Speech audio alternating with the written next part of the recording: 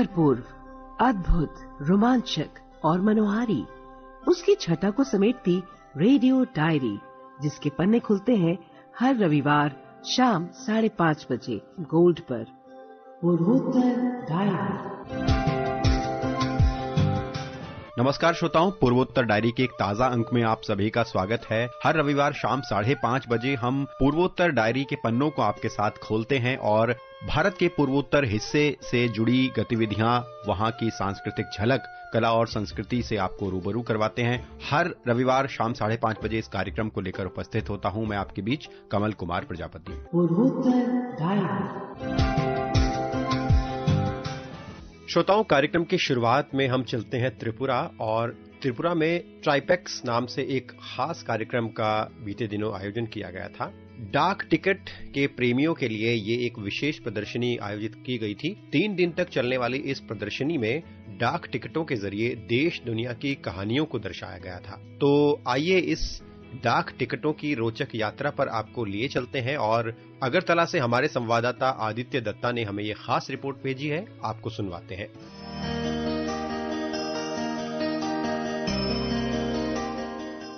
अगरतला में रंगों, संस्कृति और संग्रह की एक सुंदर झलक देखने को मिली जब 3 दिवसीय उत्तर पूर्व क्षेत्रीय डाक टिकट प्रदर्शनी ट्राइपेक्स 2025 की शुरुआत नजूर कला क्षेत्र में हुई। ये केवल एक औपचारिक कार्यक्रम नहीं था, बल्कि उन छोटी छोटी डाक टिकट के जरिए कहानियां सुनाने का उत्सव था, जो वर्षों से देश दुनिया की यात्रा करती रही है। प्रदर्शनी में त्रिपुरा के निर्महल और उज्जैनता पैलेस पर आधारित टिकटों का लेकर उत्तर पूर्व के फूलों, पक्षियों और जीव जंतुओं को दर्शाने वाले पोस्टकार्ड तक शामिल थे। हर फ्रेम अपने भीतर इतिहास का एक अंश समेटे हुए थे। लगभग 2000 दुर्लभ डाक टिकट प्रदर्शनी में रखे गए थे, जिनमें से हर एक के पीछे किसी समय और स्थल की दिलचस्प कहानी थी। ये प्रदर्शनी इंडिया पोस्ट द्वारा आयोजित की गई थी, जिसका उद्देश्य युवाओं में डाक टिकट संग्रह यानी फिलाटेली की प्रति घटती रुचि को फिर से जगाना था। विद्यार्थियों के लिए यह एक अनोखा अवसर था, जहां उन्होंने मोबाइल और गैजेट्स की जगह अवधारक शीशा उठाया और पत्र लेखन, पोस्टर पेंटिंग तथा डाक टिकट प्रश्नोत्तरी जैसे प्रतियोगिता में भाग लिया। कार्यक्रम में अगरतला 1 के प्रधान डाक अधीक्षक ने जानकारी दी। North East Postal Circle has organized the circle level philatelic exhibition for 3 days starting from 29th October up to 31st of October. Here we have the competitive class which is being judged by eminent jurors, philatelists, eminent philatelists, and we also have the invitee class where already established philatelists have exhibited their own collections. So these are not under the competitive class. Those are for showing the public and the attendants that what collections are there. So the jury, we have 3 members. They will be judging these competitive class and some awards will be given. And the whole idea of having a philatelic exhibition is to imbibe the spirit of philately as a hobby for the development of the mind, for cultural, enrichment of so many subjects in philately. कार्यक्रम का उद्घाटन इंटाक Tripura chapter की महाराज कुमारी प्रज्ञा देव बर्मन ने किया। इस अवसर पर वरिष्ठ डाक अधिकारी, शिक्षाविद और संस्कृति से जुड़े हुए कई प्रमुख व्यक्ति उपस्थित थे। पूरा आयोजन पुरानी यादों, सीख और कला का सुंदर संगम बन गया। 3 दिनों तक अगरतला केवल पेट्रोन का शहर नहीं रहा, बल्कि वह कहानियों का शहर बन गया, जहां हर टिकट और हर मुहर समय की यात्रा की एक झलक दिखा रही थी। पूर्वोत्तर डायरी के लिए अगरतला से आदित्य दत्ता, आकाशवाणी अगरतला।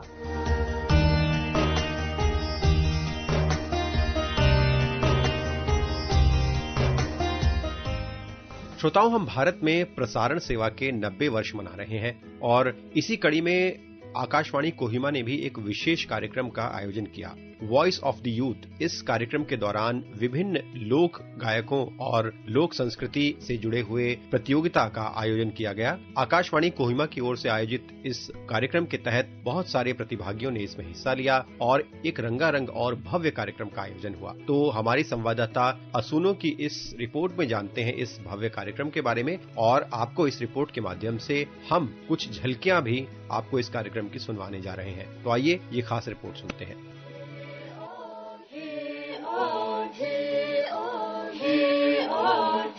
नागा परंपरा और युवाओं की उमंग से भरी एक यादगार शाम देखने को मिली regional centre of excellence for music and performing arts RCEMPA Jotsoma में, जहां आकाशवाणी कोहिमा ने 28 अक्टूबर की शाम वॉइसेस ऑफ द यूथ नाम से लोकगीत प्रतियोगिता का आयोजन किया। ये कार्यक्रम भारत में रेडियो प्रसारण के 90 वर्ष पूरे होने के उपलक्ष्य में मनाया गया, जिसमें नागा संस्कृति की विविधता और संगीत की समृद्ध परंपरा को मंच पर खूबसूरती से प्रस्तुत किया गया।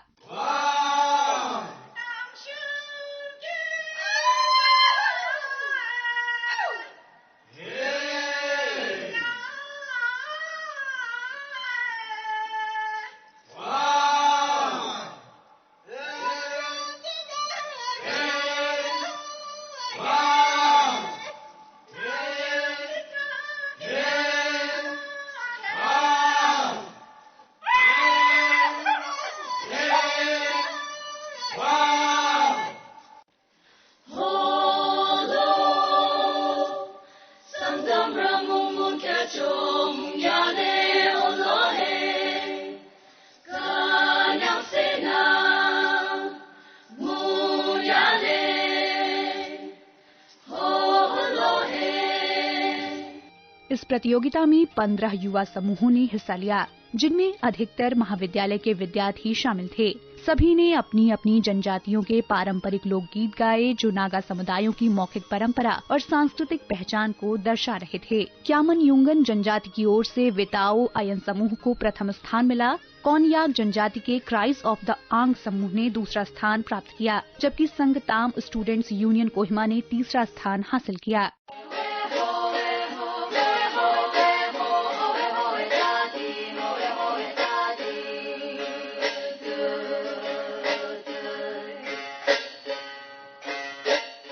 विजेताओं को नकद पुरस्कार और प्रमाण पत्र प्रदान किए गए। इसके अलावा विशेष परिधान श्रेणी में पुरस्कार और 4 सांत्वना पुरस्कार भी अन्य उत्कृष्ट प्रस्तुतियों को दिए गए। पुरस्कार राशि का प्रायोजन north east zone culture centre NEZCC Dimapur ने किया, जबकि task force for music and arts TAFMA Nagaland सरकार ने कार्यक्रम स्थल के सहयोगी के रूप में भाग लिया।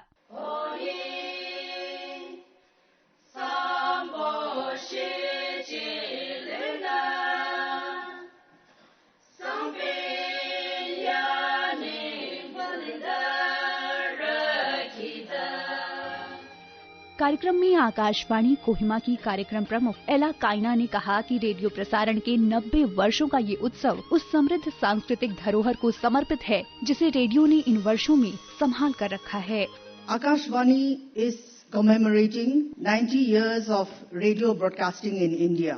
It is a year-long celebration that began in June 2025 this year and will continue until June 2026.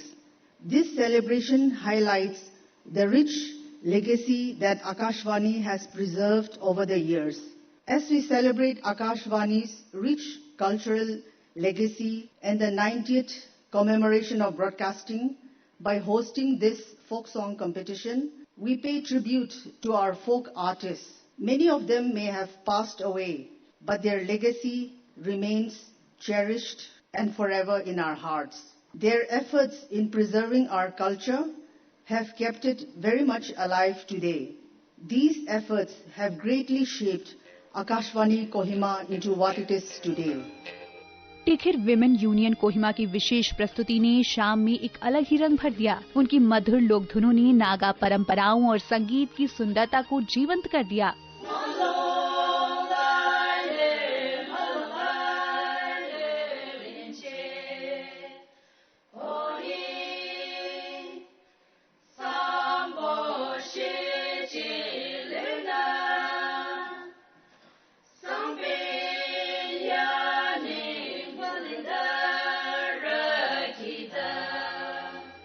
जब लोक धुनों की स्वर लहरियां धीरे धीरे रात में गूंजने लगी, तो वॉइसेस ऑफ द यूथ ने ये एहसास कराया कि रेडियो आज भी पीढ़ियों को जोड़ने वाला एक सशक्त माध्यम है, जो गीत, संगीत और कहानी के जरिए संस्कृति को जिंदा रखे हुए है।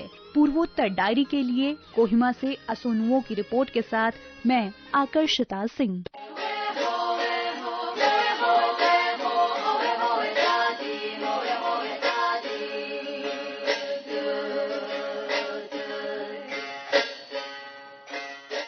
हर वर्ष 31 अक्टूबर को हम राष्ट्रीय एकता दिवस मनाते हैं। सरदार वल्लभ भाई पटेल की जयंती के अवसर पर राष्ट्रीय एकता दिवस मनाया जाता है और इस वर्ष सरदार वल्लभ भाई पटेल की 150वीं जयंती के उपलक्ष्य में ये दिन बहुत महत्वपूर्ण रहा। सिक्किम में भी राष्ट्रीय एकता दिवस के अवसर पर एक विशेष कार्यक्रम का आयोजन किया गया। इस विशेष कार्यक्रम में क्या कुछ हुआ, हमारे संवाददाता दिलीराम दुलाल अपनी इस विशेष रिपोर्ट में जानकारी दे रहे हैं।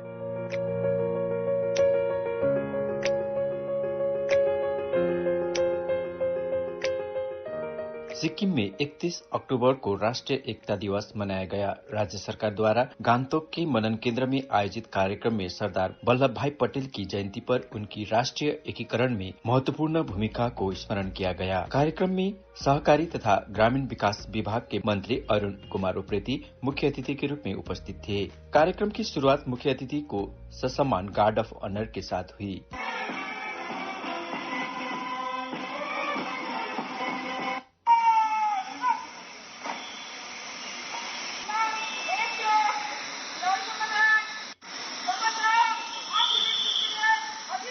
इसके बाद सरदार पटेल के चित्र पर पुष्पांजलि एवं दीप प्रज्वलन कर श्रद्धांजलि अर्पित की गई।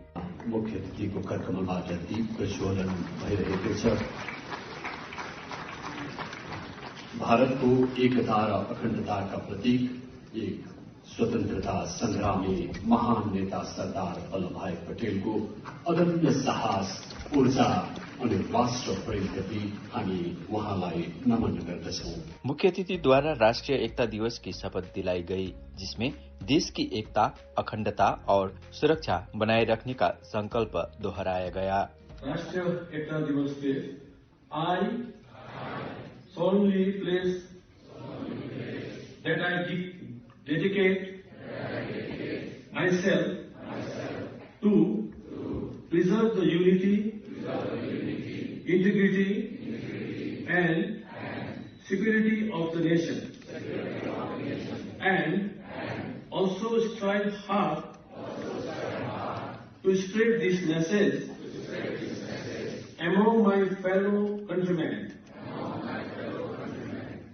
I take this pledge in the spirit of unification of my country, which was made possible by the vision and actions of Sardar Vallabh Bhai Patel. I also solemnly resolve to make my own contribution to ensure internal security of my country. अपने संबोधन में मंत्री अरुण उप्रेती ने सरदार पटेल को भारत का लोहा पुरुष बताते हुए उनके समर्पण और नेतृत्व की सराहना की। कार्यक्रम में यूनिटी साइक्लोथन के विजेताओं को प्रमाण पत्र और पुरस्कार भी प्रदान किए गए। सांस्कृतिक विभाग के कलाकारों द्वारा सांस्कृतिक प्रस्तुति भी दी गई थी।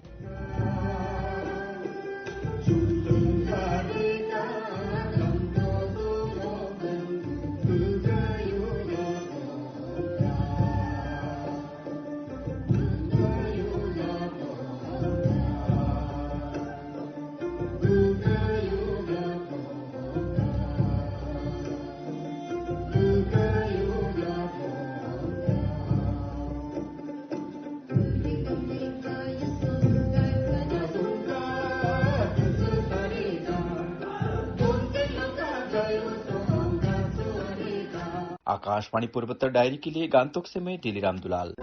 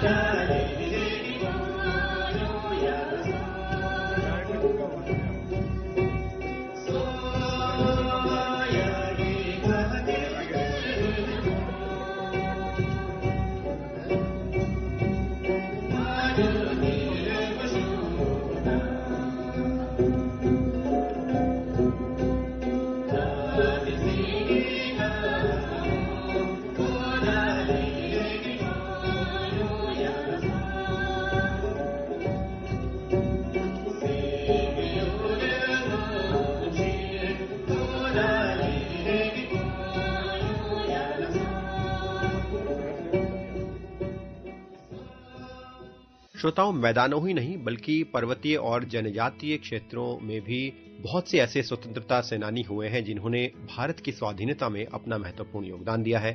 पिछले हफ्ते हमने रानी गाइडिंलियो के बारे में चर्चा की थी, किस तरह से उन्होंने पूर्वोत्तर भारत में अंग्रेजों से लोहा लिया और स्वाधीनता के बाद भी समाज सेवा में अपना महत्वपूर्ण योगदान दिया। आज भी हम एक ऐसे ही स्वाधीनता सेनानी की आपसे चर्चा करने जा रहे हैं। इनका नाम है हैपो जादुनोंग। हैपो जादुनोंग एक ऐसे वीर स्वतंत्रता सेनानी रहे जिन्होंने अपनी शहादत से भारत के पूर्वोत्तर क्षेत्र को भारत के स्वतंत्रता संग्राम के संघर्ष में सुनहरे अक्षरों से लिख दिया। और हैपो जादुनोंग आज स्वतंत्रता सेनानियों की उस अग्रणी श्रेणी में खड़े हैं जिन्होंने भारत की स्वाधीनता के लिए संघर्ष जारी रखा, अपनी शहादत दी और आज इतिहास उन्हें उनके बलिदान को याद करता है। और साथ ही ये भी उनकी शहादत संदेश देती है कि किस तरह से पूर्वोत्तर भारत में वो बहुमूल्य रत्न रहे हैं, वो स्वतंत्रता सेनानी रहे हैं जिनकी बदौलत आज हम स्वाधीन भारत में सांस ले रहे हैं। उनके जीवन का एक और संदेश हमें मिलता है कि अपनी संस्कृति परंपरा पर हमें गर्व होना चाहिए, क्योंकि हमारी संस्कृति परंपरा भी हमारी स्वाधीनता का एक बहुत महत्वपूर्ण हिस्सा है। तो आइए पूर्वोत्तर डायरी में आज हम आपको हैपो जादुनोंग के जीवन से परिचित करवाते हैं, उनके स्वतंत्रता संग्राम में संघर्ष की दास्तान आपको सुनवाते हैं। आइए ये विशेष रिपोर्ट सुनते हैं।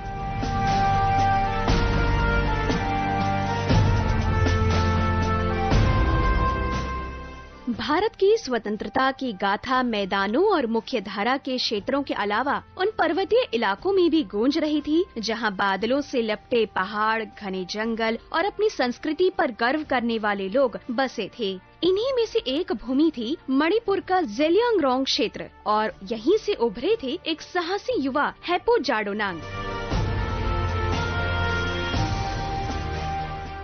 1905 में मणिपुर के तामेंगलोंग जिले के पोइलोन गांव में जन्मे जादुनोंग ज़ेलियांगरोंग जनजाति से थे, जो नागा समुदाय का हिस्सा है।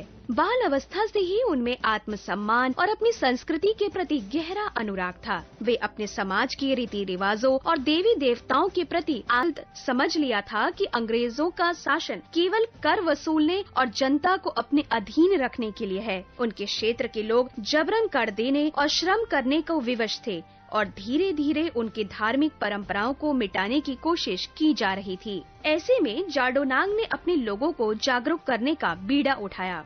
उन्होंने सबसे पहले धार्मिक और सांस्कृतिक जागरण से आंदोलन की शुरुआत की। उन्होंने अपने समुदाय को हेराका आंदोलन से जोड़ा, जिसका अर्थ था शुद्ध और मूल धर्म की ओर लौटना। जादुनोंग ने लोगों से कहा था कि अपनी परंपराओं, अपनी धरती और अपने देवी देवताओं का सम्मान ही हमारी असली पहचान है। धीरे धीरे ये धार्मिक जागरण स्वतंत्रता की समाज जहां लोग अपने नियमों और संस्कृति के अनुसार जीवन जी सकें। उन्होंने कहा था कि स्वराज मैदानों के साथ साथ पहाड़ों और जंगलों में रह रहे लोगों का भी अधिकार है। उन्होंने लोगों को संगठित किया, कर न देने का आह्वान किया और ब्रिटिश शासन के अधिकारियों के आदेशों की अवहेलना की। गांव-गांव में वे स्वतंत्रता और आत्मनिर्भरता का संदेश लेकर पहुंचते। उनकी लोकप्रियता बढ़ने लगी और वे लोगों के नायक बन गए। अंग्रेजी प्रशासन के लिए ये विद्रोह असहनीय था। उन्होंने जादुनोंग पर झूठे आरोप लगाए और 1931 में उन्हें गिरफ्तार कर लिया गया। इसके बाद भी वे डरे नहीं। पूछताछ के दौरान अंग्रेज अधिकारी ने जादुनोंग से पूछा, क्या तुम्हें सच में लगता है कि तुम हमें यहाँ से भगा सकोगे? तो जादुनोंग ने शांत स्वर में उत्तर दिया, शायद मैं वे दिन न देख पाऊं, पर ये धरती एक दिन अंग्रेजों की बेड़ियों से मुक्त होगी। उनकी इस दृढ़ता ने अंग्रेजों को और विचलित कर दिया। उन्हें देशद्रोह का दोषी ठहराकर 29 अगस्त 1931 को इम्फाल जेल के पास फंदे पर झूल रहे थे, तब आकाश में गर्जना हुई और चारों ओर सन्नाटा छा गया, मानो प्रकृति भी उनकी बलिदान पर मौन शोक में डूब गई हो। लेकिन जादुनोंग का आंदोलन उनकी मृत्यु के साथ समाप्त नहीं हुआ। उनकी शिष्या रानी गाइदुनल्यू ने उनके सपनों को आगे बढ़ाया और पूर्वोत्तर में स्वतंत्रता की मशाल जलाए रखी, जिसकी चर्चा हम पूर्वोत्तर डायरी के पिछले संस्करण में कर चुके हैं। जाडो नांग का विचार अब एक व्यक्ति नहीं बल्कि एक चेतना बन चुका था। उन्होंने ये साबित किया कि स्वतंत्रता मणिपुर और नागालैंड के घने जंगलों में रहने वाले उन जनजातीय समाजों की भी आकांक्षा थी जो सदियों से अपने आत्मसम्मान के लिए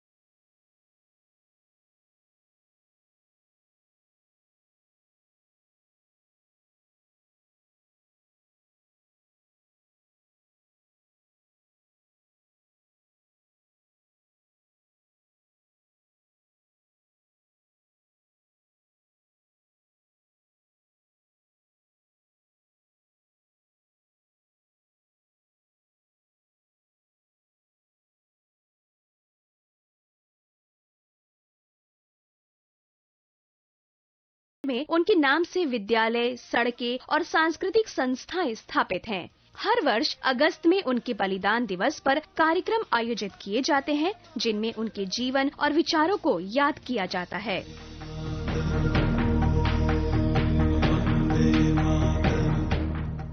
पूर्वोत्तर भारत सदैव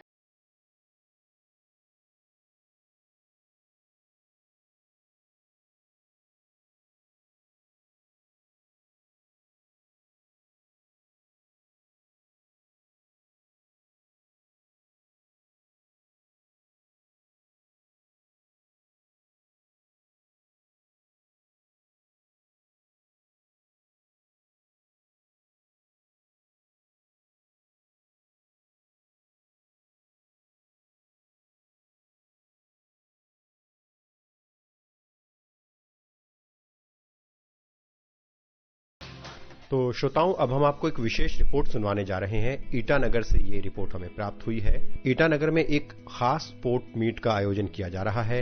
ये अंडर 17 स्पोर्ट्स मीट खासतौर पर उन युवा खिलाड़ियों के लिए एक बहुत बड़ा अवसर है जो अपने लिए खेल के क्षेत्र में करियर को तलाश रहे हैं। मुख्यमंत्री पेमा खांडू ने इस स्पोर्ट्स मीट का उद्घाटन किया, जो कि खेलो इंडिया इंडोर स्टेडियम में शुरू हुआ। तो आइए ये खास रिपोर्ट आपको सुनवाते हैं।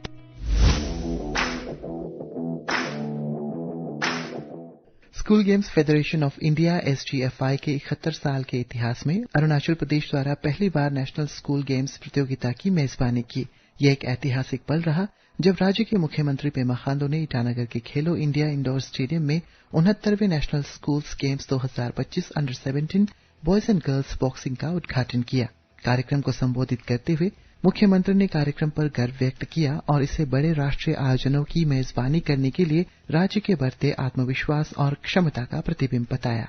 उन्होंने कहा कि ये सिर्फ एक आयोजन नहीं बल्कि अरुणाचल प्रदेश के लिए गर्व का एक क्षण है, क्योंकि SGFI के बैनर तले राज्य भी इस आयोजन से भारत की लंबी और शानदार यात्रा में शामिल हो रहे हैं। उन्होंने इस बात पर जोर दिया है कि 1954 में स्थापित SGFI भारत की युवा खेल प्रतिभाओं को निखारने और नींव प्रदान करने में महत्वपूर्ण रहा है, जिस पर कई राष्ट्रीय और अंतर्राष्ट्रीय एथलीटों ने अपना करियर बनाया। अरुणाचल प्रदेश 2008-9 में SGFI से जुड़ा और तब से स्कूल स्तरीय खेलों के विकास में प्रभावशाली प्रगति कर रहा है। श्री खांडू ने कहा है कि पिछले एक दशक में हमारे युवा एथलीटों ने ताइक्वांडो, कराटे वुशु, बॉक्सिंग और वेटलिफ्टिंग जैसे कई खेलों में उत्कृष्ट प्रदर्शन करते हुए खुद को साबित किया है। उन्होंने इस आयोजन को संभव बनाने के लिए school games federation of India, माध्यमिक शिक्षा विभाग और सभी आयोजन हितधारकों के सामूहिक प्रयासों के लिए हार्दिक सराहना की। उन्होंने इस प्रतिष्ठित चैंपियनशिप की तैयारी में अथक प्रयास के लिए स्थानीय आयोजन समिति, कोच, अधिकारियों और स्वयंसेवकों की भी सराहना की।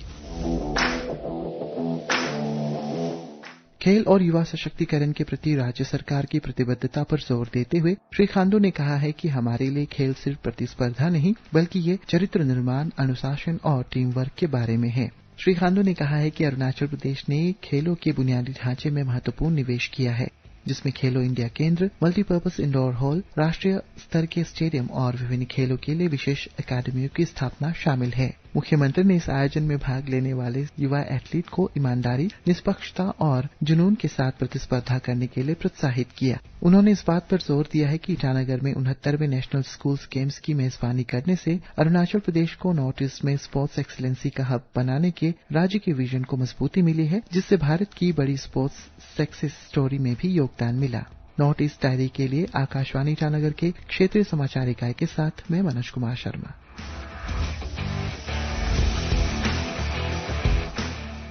श्रोताओं, आज के कार्यक्रम का सफर यहीं तक।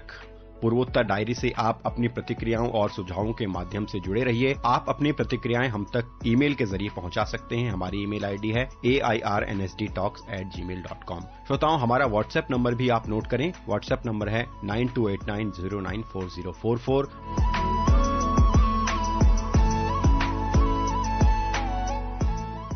अपनी प्रतिक्रियाओं से आप हमें अवगत करवाते रहें, जिससे हम इस कार्यक्रम में नई चीजें आपके लिए लाते रहें। अगले रविवार फिर आपसे मुलाकात होगी पूर्वोत्तर डायरी के एक नए अंक में। मुझे अनुमति दें। नमस्कार।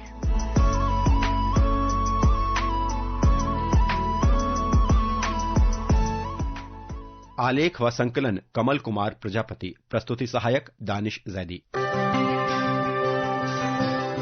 उत्तर पूर्व, अद्भुत, रोमांचक और मनोहारी, उसकी छटा को समेटती रेडियो डायरी, जिसके पन्ने खुलते हैं हर रविवार शाम 5:30 बजे गोल्ड पर। पूर्वोत्तर डायरी।